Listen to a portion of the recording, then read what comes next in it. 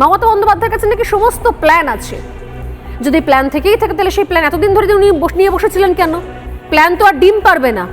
যদি প্ল্যান থেকেই থাকে তাহলে সেই প্ল্যানগুলো তিনি আগে কেন কাজে লাগাননি? ABC থেকে শুরু করে জেড পর্যন্ত নাকি প্ল্যান তৈরি রয়েছে। মনে রাখবেন, আমাদের plan A ready, B ready, C ready, D ready and E ready. মনে রাখবেন, এই যোগ্য টিচারদের চাকরি যাতে কোনোভাবে না যায়। যদি বলে তোমাকে 2 মাসে প্রসেস করতে হবে, আপনাদের তো কেউ চাকরি টার্মিনেট করেনি এখনো পর্যন্ত, করেছে কি? কোনো নোটিশ পেয়েছেন?